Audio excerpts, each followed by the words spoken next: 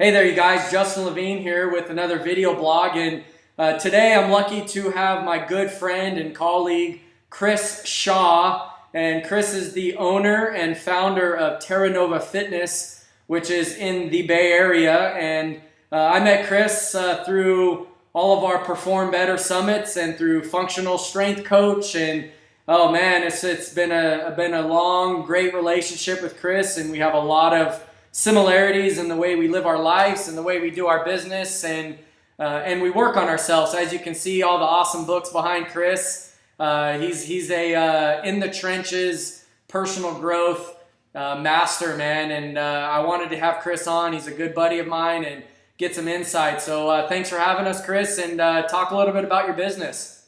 Nice. Thanks for the kind intro. It's been a great path, and it's always going to get better and better. I think I started like most people, like yourself, an athlete. I had several injuries, and nobody can really figure out why it was happening or how to solve it. So I started the research myself, and then I started going down the rabbit hole of how the body works, and it became an obsession. I originally didn't know I was going to own a business. I had it in the back of my mind. It just kind of fell into it. I always knew, but I didn't know how. And then getting great mentors, they kind of pull you towards that direction quicker. And like you said, it's not just about fitness. It's about total wellness and life. I think my goal is to enrich people's lives. And really, my number one human need, what I found out, is contribution. So when I contribute and add value to someone's life, it's almost like I'm contributing or nourishing myself. And at this point, business is very well. It's better than it's ever been. So I'm financially at a point where it can always be better, but it's no longer about the money. It's not about the money anymore. Like, we didn't get this job to originally make money. Now it's about that emotional payment of adding value to someone's life. So that's in a nutshell. And my obsession is getting better each and every single day in every single way and adding value to people's lives. And again, one of my mantras is the best is always yet to come, right? Oh yeah. You know what you said, it hits a point, man. Warren Buffett has a great quote saying the number one ingredient to success is obsession. And a lot of people view obsession as a negative thing, but when you're obsessively focused on creating contribution and creating value to somebody else's life, I think that's a great thing. And man, more power to you. And sounds like you are doing some unbelievable work there in the Bay Area. Something that you said that I wanted to talk about is your mentors. And if you can just kind of, for a couple minutes, talk about how you went about getting your mentors and who you're connecting with right now. Well, I think we have somebody in common, which, Mike Boyle. I originally did his mentorship, I think, back in 2008. And that was a huge thing. I've been out there, 4 or 5 times. I was out there, I think, 4 months ago. And it's not only just mentors in person, but it's mentors in books, in videos. It's, even my clients mentor me. Because some of my clients are giants, they're titans in life. And I learn all the time. Mentors are everywhere. You don't even have to talk to them. You can read about them. And each and every time I go to the gym and coach, I learn from them and they learn from me. So I think it's much like when you look at any movement or exercise, everything is an assessment if you know what you're looking for. And almost everything can be a mentorship if you know what you're looking for. Of course, you want somebody at like Mike's level, or I've been with Tony Robbins a few times. I've met a bunch of people who are connected with him. I love learning. Again, we go back to that obsession. How can I get better? Who knows more than me? What can I learn from them, and vice versa? So mentors are all over the place. Yeah. Yeah. What do you recommend to the people out there watching? If they're kind of stuck in their own personal growth, what do you recommend? How do they get unstuck and keep the ball rolling to achieve greatness and achieve what they're looking for? Well, it's that old saying. What is it? Albert Einstein said. He said, "You cannot solve a problem with the same level of thinking that got you that problem. You must do something new. You must expand something new. In order to get something new, you have to do something new." So it's a lot of the time it's what's the story they're telling themselves, right? What's the story going on in their head? And sometimes you need to go to somebody else who sees the situation better than it actually is and can show you a new door, a new way that you don't know or not even aware of. So it's essentially getting out your comfort zone, right? If you're in your comfort zone, you know this, you're ensuring that you will stay the same. You must do something new in order to get something new. And it's really boldness. Go up, introduce yourself to somebody. People with knowledge love sharing knowledge. They love it. So it can be a very much win-win situation, right? Do something new to get something new. It's powerful, man. You know, and I know I strive on that, right? It's, you know, whenever you feel stagnation settling in, man, it's, you can't let that thing settle for, you know, for too long, because it sits there and you start going the other direction very fast. And I just got back from a mentorship myself, and, you know, what we were talking on before this call started is, you know, it was just about the mindset that was created through this mentorship. And you said something needs to expand, and, you know, my whole mindset, and I already have a broad mindset and a, you know, a strong way to think, but there was a new opportunity. You know, I saw more that is possible out there, and it just creates that drive and that ambition, which is going to bring up my next point, because ambition it's a double-edged sword, because you're ambitious, you're working hard, you're aspiring to achieve so much, but also you start sacrificing time away from some of the most important things in your life, like your family and yourself sometimes. And so maybe you can talk a little bit about how you create, I'm not going to say the word balance because I don't think there is such a thing, but how do you create, you know, kind of the pendulum from staying somewhat in the middle so you're not, you know, going too far one direction? Well, again, it's good experience comes from a lot of bad experience, right? I've made a lots of mistakes and a lot of failures, right? Winston Churchill, success is going from failure to failure without losing enthusiasm and learning along the way. So to answer your question, I've learned the hard way. Yeah. I've had some great relationships that probably failed because I was a little too ambitious, right?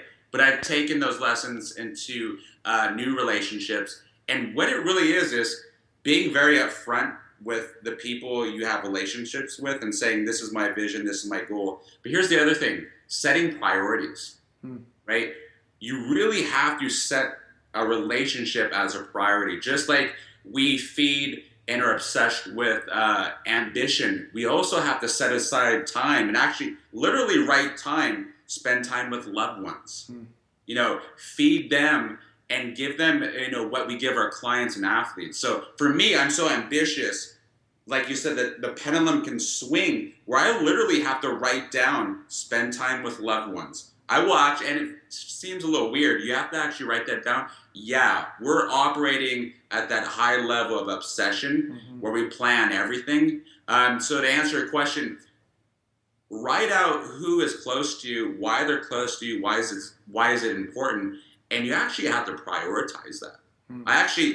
I've prioritized 10 roles in my personal life and 10 entrepreneurial roles, and they're in order.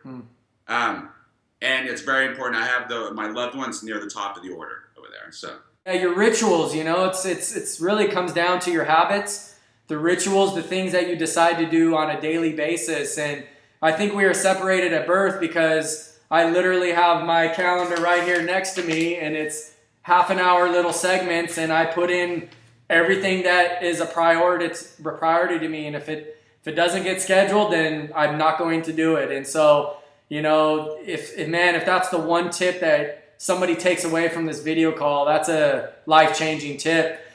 Speaking of rituals, what do you think your most important ritual is? It's two things. I basically wake up an hour and a half before I have to leave the house. That's my standard. I think most people hope that they're in a good or great mood. I demand it of myself. That's my standard. No matter what happens in personal life, I have to bring it to the gym. And that does not happen on accident. Like, you don't get in shape on accident. You don't get mentally in shape on accident. So every single day without exception, I wake up roughly anywhere from 3:55 to 4:30, depending on the session. First thing I do is meditation. That's without exception. Why is that so important? It grounds me in my purpose. I'm very present. I'm very grounded. It allows me to self-generate emotions. So it doesn't matter what the weather is, circumstances, I'm self-generating these emotions. And I have to be very grounded because we're dealing with a lot of people that are in different phases of their life, right? So meditation is huge. The next thing I do is I do a little weird ritualistic stuff where it's very tribal, and it's basically what I have gratitude for, right? Because gratitude and stress or anger cannot coexist. They cannot.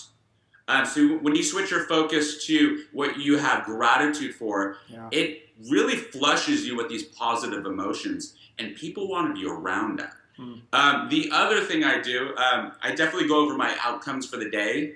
The other very weird thing I do, again, I don't hope I'm in a great mood. I demand it of myself. That's my standard. I do a lot of incantations in the car. So my drive is about 30 minutes.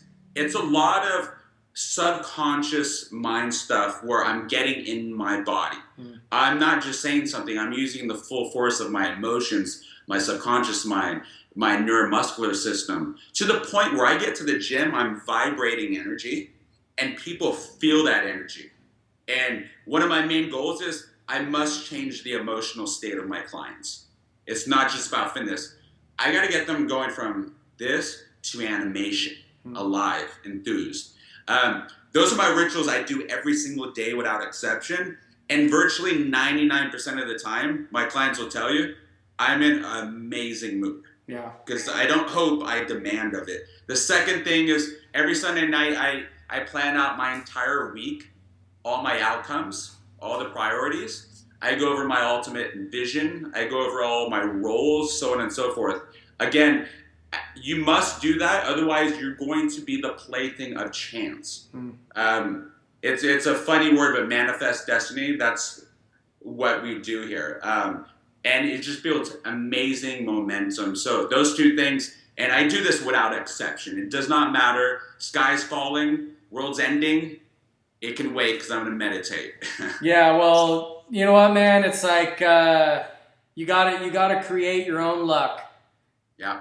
And you got to work on your own craft in your own life and take 100% responsibility for the things and the life that you want. And a lot of people kind of wake up and methodically go about their days, and then they start blaming other people. And man, I just really encourage anybody who's listening to use some of these things, because I'm telling you, I'm motivated right now in 12 minutes of talking to you, and I've learned some nuggets of information that are, could be life-changing when implemented. Can you just tell us your website, anywhere we can get a hold of you, your social media outlets? Yeah, we just actually launched a new website. It's Terranovafitness.com. And again, we're in the Bay Area, about 20 minutes south of San Francisco. It's really great. We just got on a new client who was on the Biggest Loser. So that's really exciting. And really what I want to do here is something far beyond fitness. I love when clients tell me that their life has changed, they're getting promotions, they're getting so on and so forth, and really building something greater than me. When I step away, I think a great leader should build other great leaders. And that's what we want to do at Terranova Fitness, is build other great leaders where they're going from coping to striving, right? So we want everybody to strive. So you can reach me there. Look forward to talk to anybody. And again, the best is always yet to come. That's my story, and my brain goes ways to find out and reaffirm that reality. Yeah. Chris Shah, the amazing Chris Shah, man. No, it's always good to talk to you, brother, and good to catch up. And man, big things are coming your way, man. So keep it up, and let us know how we can help you out. Okay, man. Thanks a lot, buddy. Thanks for the call. All right, take care.